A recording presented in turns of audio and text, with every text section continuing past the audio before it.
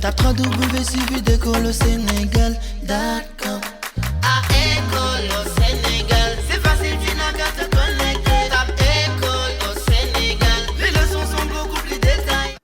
Bonjour ou bonsoir selon chers élèves et chers amis internautes d'École au Sénégal. Nous voici encore ensemble pour faire un cours de géographie de la terminale. Vous savez bien qu'on a terminé les 3 premiers chapitres de ce programme, notamment l'espace nord-américain. Bon, disons la première leçon, qui est une leçon d'introduction. L'espace nord-américain et l'espace européen. Et vous savez également, si vous nous suivez régulièrement, qu'on a commencé à voir l'Asie-Pacifique. Hein, on a déjà vu la première leçon.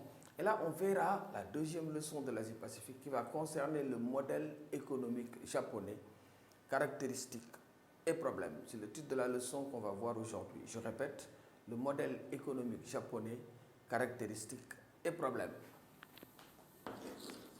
C'est la leçon 10.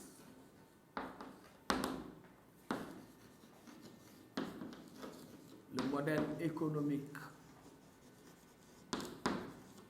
japonais, caractéristiques et problèmes.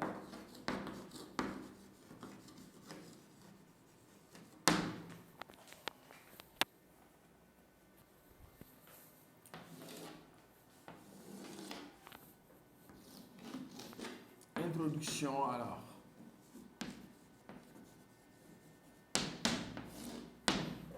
Avant même de commencer réellement la leçon, nous devons d'abord présenter l'espace japonais. Parce que c'est extrêmement important en géographie de faire de la localisation, hein, de faire de la situation et de voir un peu, même si on n'a pas la carte en face de nous, comment se présente cet espace japonais. Le Japon est un ensemble de 1460 îles, au moins. Je répète, 1460 îles, au moins. Mais les îles principales, ce sont les îles d'Hokkaido, au nord-est, les îles d'Honshu, l'île de Shikoku et l'île de Kyushu. Je répète, Hokkaido, Honshu, Shikoku et Kyushu. Ce sont les 4 îles principales qu'on trouve au Japon.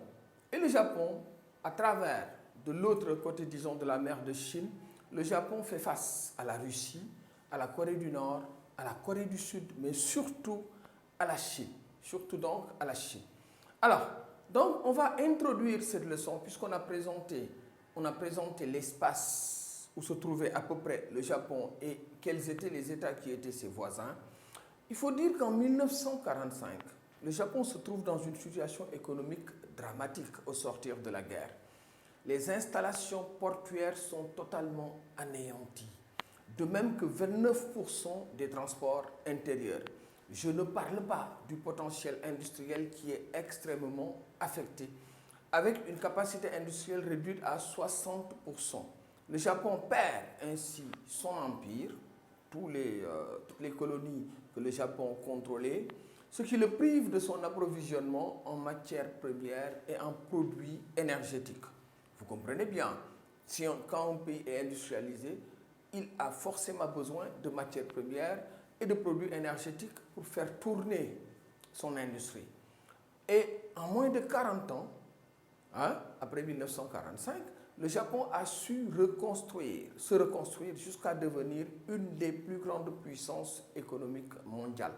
Pour être clair, le Japon est actuellement la 3e ou la 4e puissance mondiale selon les critères qu'on va mettre en avant. Les performances économiques exceptionnelles du Japon ont conduit même dans les années 60 et 70 certains économistes à parler de miracle japonais.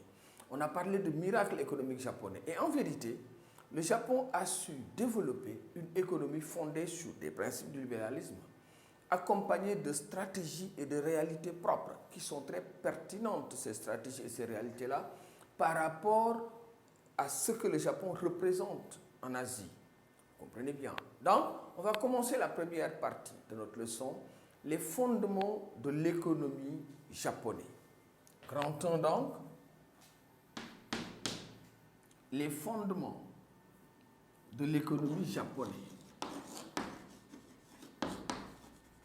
de l'économie japonaise. De l'économie japonaise.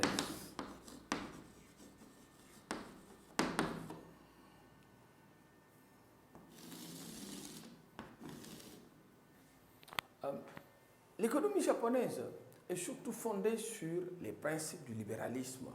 Il faut comprendre que le Japon a intégré l'économie mondiale depuis la révolution Meiji de 1868. Ensuite, on a vu que le Japon a été à un certain moment une grande puissance impériale en Asie et dans le Pacifique. Alors, le Japon est parti donc de ces principes-là du libéralisme, entre autres la propriété privée des moyens de production, l'initiative privée, la libre concurrence, tous les ingrédients d'une économie capitaliste pure et parfaite. Cependant, le Japon a quelques traits propres, qui sont propres, disons, à sa tradition et à ses réalités. Le Japon, s'appuyant sur la coopération entre l'État et les entreprises, une forte éthique du travail, la maîtrise des hautes technologies et la faiblesse relative des dépenses militaires, puisque le Japon est resté assez longtemps sans avoir d'armée. Donc, avec tous ces avantages-là, le Japon a bâti une économie dynamique qui a progressé à un rythme extraordinaire pendant des décennies. Pour cela, on a parlé du miracle japonais. L'économie japonaise repose sur, d'abord, des valeurs culturelles et la qualité de ses ressources humaines. En 2020, la population du Japon était estimée à 125 929 000 habitants.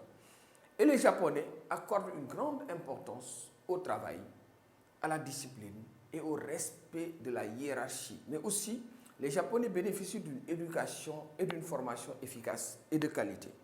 Donc, on a vu que la population active, la population japonaise est déjà assez importante, la population active aussi, et on a vu également que cette population, elle est bien formée et elle est de qualité. Donc, elle a subi une éducation de qualité, je dois dire. Les entreprises sont bien structurées avec la présence de grandes entreprises qu'on appelle les keiretsu ou zaki, très influentes dans le monde, compétitives et délocalisées un peu partout. Les petites et moyennes entreprises japonaises, qu'on appelle les PME, font généralement de la sous-traitance pour les grandes firmes multinationales japonaises. Elles servent d'amortisseurs en cas de crise. L'État joue également, on a parlé de la population, on a parlé des entreprises. Maintenant, on va parler de l'État et de son rôle important dans l'économie japonaise. L'État joue un rôle important car il contrôle les technopoles et attribue 1,5% du PIB au volet recherche-développement.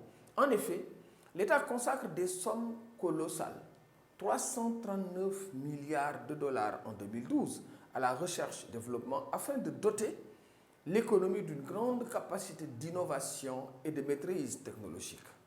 Le Japon est l'un des pays les plus innovants au monde. Le METI, le ministère de l'Industrie et du Commerce extérieur, aide les entreprises dans la recherche de marchés extérieurs par des informations et alloue des aides financières aux industries d'avenir. Là, je vais peut-être insister sur ça, parce qu'il est important de dire que l'État japonais accompagne les entreprises japonaises dans la recherche de nouveaux marchés, mais également dans la recherche-développement, dans l'innovation technologique. Et ce rôle-là est extrêmement important. Et l'objectif visé, finalement, c'est la recherche permanente de la compétitivité au niveau de l'économie japonaise. Maintenant, on va voir le grand 2, c'est que le Japon est une puissance économique majeure. Quand on a vu quels sont les fondements de cette économie, on va voir comment se manifeste cette puissance économique japonaise. Donc, grand 2, le Japon, une puissance économique ou bien une puissance économique mondiale majeure. Grand 2, le Japon, une puissance mondiale majeure.